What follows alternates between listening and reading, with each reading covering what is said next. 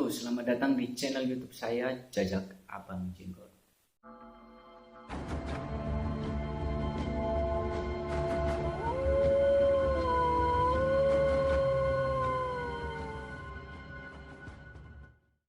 Oke, kali ini saya akan menceritakan tentang pengalaman mistis saya ketika saya mendaki gunung. Ini adalah pengalaman pendakian pertama saya dan untuk terakhir kalinya. Oke, sebelum lanjut ke ceritanya, teman-teman bisa mendukung channel saya dengan klik tombol subscribe di bawah. Dan juga jangan lupa untuk aktifkan tombol loncengnya agar teman-teman bisa selalu update tentang video saya. Dan apabila nanti video saya menarik, teman-teman bisa like dan tinggalkan komentarnya di bawah. Oke, jadi pengalaman mistis saya ini ketika saya mendaki di gunung ya, tepatnya di Gunung Merbabu. Tepatnya pada tahun 2015, ketika itu saya mendaki gunung bersama teman saya. Karena saya masih pendaki pemula dan juga masih sangat amatir, jadi saya tidak mau ambil resiko. Sehari sebelum keberangkatan, teman saya segera memberitahukan untuk menyiapkan segala perlengkapan pendakian, dan teman saya juga memutuskan untuk mendaki melalui jalur Swanting di Magelang. Jadi dari Yogyakarta kami berangkat pukul 5 pagi dan sampai Magelang itu pukul 6 lebih 45 menit. Oke, sampai sana akhirnya kami beristirahat sejenak sekitar 15 menit sambil mengecek perlengkapan untuk pendakian dan juga nanti untuk camp ketika sudah sampai di puncak. Sebelum masuk jalur pendakian, jadi masih di jalan itu, teman saya juga segera memperingatkan tentang tata tertib ya, maksudnya itu SOP-nya untuk mendaki gunung, karena memang waktu itu saya juga benar-benar masih awam. Jadi teman saya bilang ke saya kalau nanti ketika mendaki pokoknya jangan pernah berkata jorok, jangan pernah mengeluh capek, dan juga jangan pernah menceritakan hal-hal yang aneh lah ketika masih dalam pendakian, kecuali nanti kalau sudah sampai bawah di Kapulan itu tidak apa-apa. Oke, langsung ketika itu kami udah masuk ke jalur pendakian. Jadi awal kami mendaki itu masih normal-normal aja ya, karena juga suasana masih pagi, jadi masih hawanya juga masih seger, dan kami sangat menikmati perjalanan itu. Apalagi saya sangat senang sekali. Jadi saya memang tidak meninggalkan momen-momen ketika waktu mendaki. Jadi memang pemandangannya itu memang benar-benar indah banget gitu, lewat jalur Swanting itu. Nah, ketika udah sampai pada setengah perjalanan itu, teman saya yang sebenarnya itu udah sering mendaki, tapi malah tiba-tiba itu dia merasa kecapean, kelelahan, dan sambil mengumpat. Jadi teman saya itu mulai mengeluarkan kata-kata yang kotor lah, kata-kata yang tidak pantas. Padahal sebelumnya kan teman saya sudah memperingatkan saya untuk tidak berkata kata kotor. Jadi saya cuma bilang, nah, katanya tadi nggak boleh bicara kotor, nggak boleh mengeluh. Waktu itu teman saya juga nggak menghiraukan. Jadi kami akhirnya juga terus lanjut jalan. Tapi ketika itu akhirnya kami sering beristirahat karena memang saya juga melihat teman saya itu benar-benar sangat capek, sangat lelah, dan memang teman saya juga mengajak untuk istirahat. Jadi sebentar itu istirahat gitu. Oh ya, untuk normalnya ketika itu teman saya bilang kalau untuk pendakian ke Gunung Merbabu itu normalnya itu membutuhkan waktu sekitar 8 jam perjalanan untuk sampai puncak. Nah, tapi ketika itu sudah sekitar jam 3 sore ya, kami itu masih berada di pertengahan perjalanan. Jadi kalau dihitung, kami itu berangkat mulai berjalan itu pukul 7. Berarti sekitar udah hampir 8 jaman ya, tapi belum sampai puncak. Dan akhirnya kami memutuskan untuk terus jalan, untuk memutuskan untuk terus mendaki agar nanti berharapnya nanti sampai puncak itu tidak terlalu malam seperti itu. Nah, namun waktu itu pukul 5 sore akhirnya kami masih sampai di pos 3 gitu.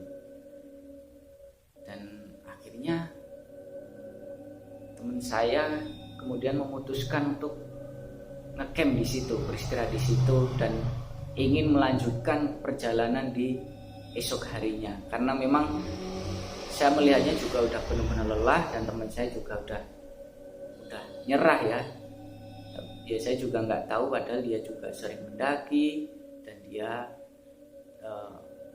sehari sebelumnya itu juga terlihat sehat dan tidak begadang juga ya. Jadi sehari sebelumnya pun tidak ada kegiatan-kegiatan yang menghambat untuk mendaki di keesokan harinya. Oke, akhirnya kami segera mendirikan tenda di situ. Jadi kami mulai bergegas mendirikan tenda cepat-cepat, pokoknya biar nggak sampai kemalaman lah kita mendirikan tenda itu. Okelah, kami akhirnya segera mengeluarkan perlengkapan portable dan panci ya, dan juga air mineral, jadi untuk membuat kopi dan juga untuk memasak mie. Tentunya semua sudah disiapkan. Kami juga sudah mulai memasak mie, juga sudah memasak air untuk minum kopi. Dan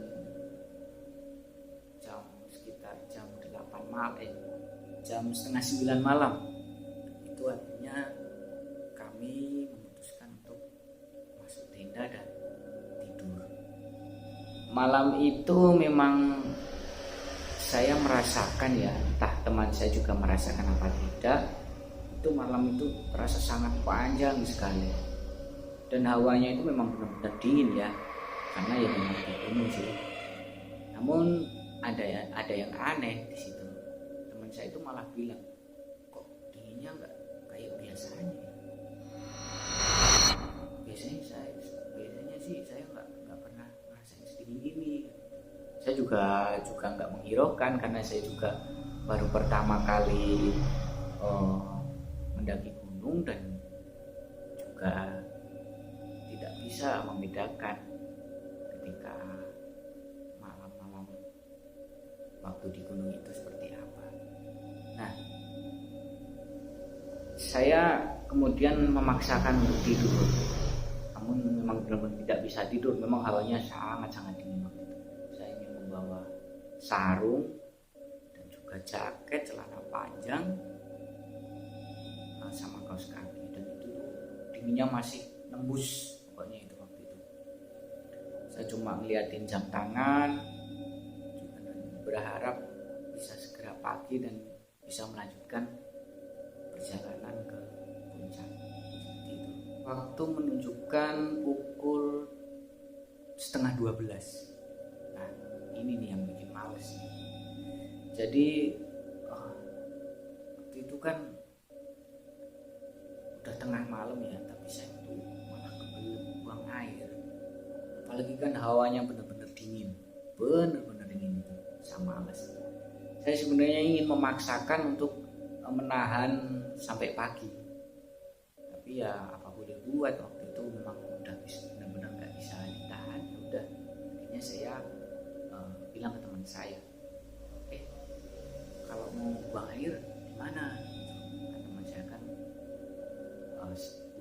tentunya udah tahu lah lingkungan situ kan, udah sering mendaki. Oh, aja itu di belakang tenda itu kan ada pohon. Nah, kamu buang airnya di dekat situ aja. Dan saya, oh yaudah, saya akhirnya keluar tenda dan melihat, oh ya benar. Jadi jaraknya itu dari tenda saya itu sekitar 20-an meter ya, dari tenda itu ada pohonnya itu. Kemudian saya bergegas menuju dekat pohon situ. Oke lah, waktu itu saya jadi buang airnya juga nggak pas di pohonnya, saya juga ada jeda selangkah lah dari pohon itu. Nah, akhirnya di situ saya mulai buang air dan saya melihat kanan kiri sepi, benar-benar sepi. Saya juga hanya ada suara angin yang berat. Ketika masih bangun itu, entah kenapa hati saya ini bergerak untuk melihat ke atas pohon. Nah, saya udah ganjel di situ, udah nggak beres nih. Saya mikirnya udah gitu. Tapi nggak tahu kenapa ada yang kayak ada yang memaksa itu, udah kamu lihat ke atas deh itu. Udah, akhirnya saya lihat ke atas. Bener teman-teman, alangkah terkejutnya saya. Jadi di pohon itu ada sesosok perempuan lagi duduk nangkring ya, bukan duduk ya, nangkring di atas pohon sambil tersenyum dan bilang, monggo. Kan saya juga sebelum buang air di situ itu kan saya juga minta izin dulu. Ya takutnya nanti kalau nggak minta izin kan takutnya ada apa-apa kan, seperti itu kan, namanya juga di tempat yang asing, kita juga harus minta izin kan, seperti itu. Nah itu akhirnya saya juga langsung buru-buru itu, langsung saya ambil daun di dekat untuk membilas, kemudian saya bergegas menuju tenda. Nah, dalam tenda itu saya masih terbayang-bayang tentang sosok itu. Jadi memang sosok itu kan pakai pakaian putih ya, pakai pakaian putih dan juga rambutnya itu panjang. Terus, nah itu yang paling saya nggak kuat itu ketika saya melihat mukanya. Jadi mukanya itu benar-benar hancur, banyak darah yang menetes, darah yang bercucuran, dan matanya itu keluar sambil tersenyum, dan di giginya itu bertaring. Itu saya benar-benar masih kebayang-bayang. Nah, akhirnya ya di dalam tenda saya mencoba untuk memaksa tidur. Sekitar setengah jam kemudian, ketika itu udah pukul 12 lebih ya, itu saya benar-benar nggak bisa tidur. Saya juga melihat teman saya itu juga masih ya cuma merem, tapi kayaknya nggak tidur sih gitu. Nah, dan itu masih ada lagi gangguan itu. Nah, waktu itu di tenda kami itu ada yang kayak itu nyorotin lampu itu loh, lampu senter seperti itu. Batin saya lega itu. Ada temennya ini kan gitu. Jadi kita bisa nggak sendirian di situ. Jadi waktu itu kan bener-bener cuma kami berdua yang di tenda itu. Jadi bener-bener sepi. Memang kata teman saya sih kalau biasanya itu rame di situ, tapi entah kenapa malam itu benar-benar sepi, jadi nggak ada orang sama sekali atau nggak ada pendaki lain yang ikut ngecamp di situ. Nah itu tadi tenda kami tuh kayak disorot lampu senter tuh itu nyorot itu. Ya bergegas lah, saya membangunkan teman saya, kan bilang ke teman saya memang itu ada apa, kayaknya ada pendaki lain itu camp, kita lihat. Kita buka tenda dan lagi itu nggak ada orang sama sekali teman-teman, nggak ada orang sama sekali. Jadi benar-benar sepi waktu itu. Kami cuma bisa saling pandang ya, itu tadi apa. Nah akhirnya teman saya kan masuk duluan ke dalam tenda dan saya itu masih selingak-selinguk kanan kiri memastikan lagi kan, siapa tahu ada di sini, benar-benar ada kan gitu. Saya lihat kanan kiri dan kemudian saya akhirnya agak lama saya itu waktu memastikan itu, dan tepat waktu saya melihat ke samping kanan tenda saya itu ada sosok makhluk lagi waktu itu. Jadi sosok itu tuh menghadap membelakangi saya gitu. Itu sama pakai pakaian putih, cuma potongannya itu potongan laki-laki. Dia cuma mengangguk-angguk seperti itu. Ya udahlah, saya kemudian langsung bergegas masuk tenda lagi. Nah di situ akhirnya kami juga masih saling pandang. Jadi kami memang ya nggak bercerita sih kan, karena memang sesuai peraturan yang tersirat kan seperti itu, kata teman saya seperti itu. Nggak sampai di situ, jadi masih ada lagi. Nah selang beberapa menit itu di luar tenda luar tenda kami itu ada suara langkah sepatu. Nah, di situ. Jadi langkah sepatu itu mengitari tenda kami sampai kurang lebih sekitar 5 menitan itu, agak lama juga waktu itu. Wah, itu benar-benar itu. Kami juga cuma saling pandang dan mencoba untuk tenang, berpikir positif. Jadi jangan sampai istilahnya jangan sampai ketakutan yang mendalam seperti itu. Jadi ya tetap tenang. Sampai 5 menit berselang, suara sepatu tadi hilang, masih ada lagi. Jadi tenda kami itu nggak seperti ya. Jadi memang kayak ada yang menggoyang-goyangan seperti itu. Bukan angin. Jadi memang di sekitaran di gunung itu kan memang anginnya juga gede, tapi itu beda, kayak ada orang yang goyang-goyang gitu loh. Jadi sampai di dalam tendanya itu sampai hampir menyentuh kami yang gitu. Wah, tapi itu cuma sebentar. Memang benar-benar menyeramkan waktu itu. Nggak cukup sampai di situ, masih ada lagi setelah tenda kami itu digoyang-goyang. Jadi ada sesosok yang melompati tenda kami di atas itu, melompat sambil berterbangan. Jadi terbang tuh, bayangannya itu kelihatan banget. Jadi entah itu sosoknya itu laki-laki atau perempuan itu saya nggak tahu. Cuma waktu itu kan teman saya udah merem itu, jadi cuma saya yang lihat waktu itu. Nah di situ sampai ya lumayan lama sih lumayan lama lompat di atas. Jadi kayak orang lompat tali itu, lompatnya itu seperti itu, sambil setelah lompat dan terbang itu melilit tenda.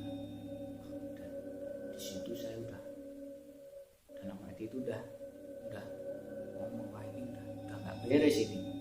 Akhirnya saya cuma berdoa ya di dalam hati sambil istighfar.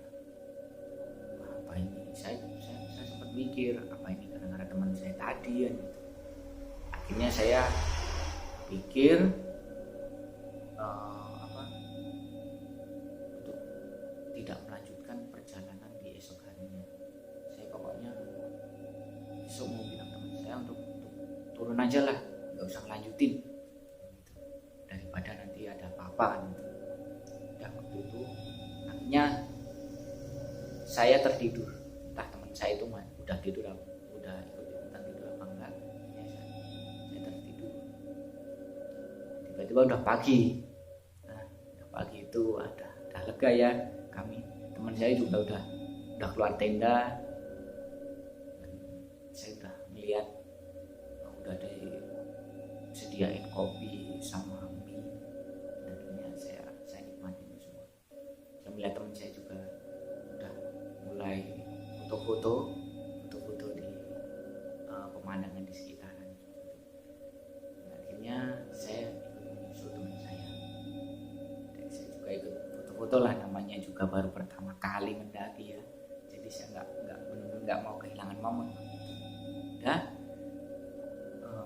akhirnya teman saya bilang, gimana, mau lanjut ke puncak nggak? Dari kata-kata teman saya sebenarnya udah pesimis sih kalau mau naik. Cuma mungkin formalitas saja ya, formalitas buat ya intinya biar si teman saya itu nggak dikira lemah gitu mungkin, karena juga dia kan udah sering mendaki lah, udah pro kan kayak gitu.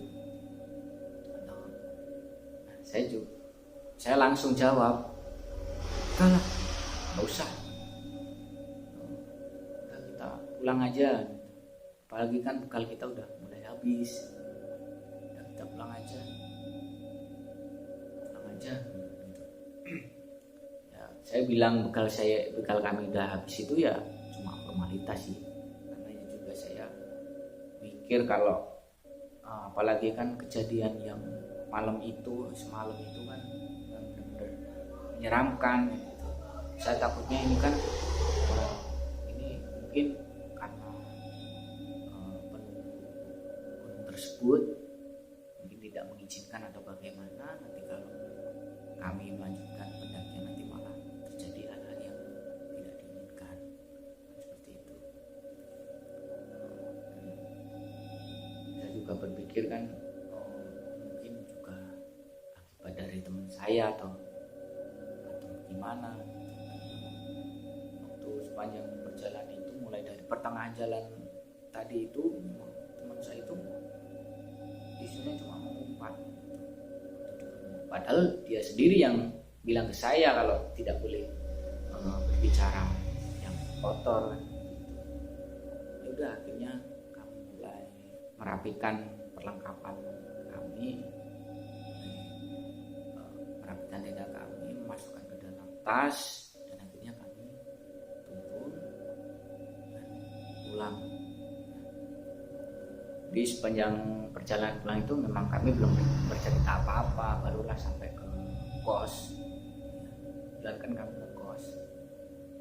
Ya, akhirnya kami saling bercerita, dan yang benar apa yang saya rasakan semalam itu waktu di gunung itu teman saya juga mengalami. Berarti memang nggak saya sendiri sih. Nah, di situ akhirnya teman saya juga ingat, akhirnya juga sadar, oh iya sih, ini mungkin gara-gara saya ini yang ngumpat sepanjang jalan waktu daki ya gitu. Jadi ya mungkin penunggunya di situ nggak terima mungkin kan.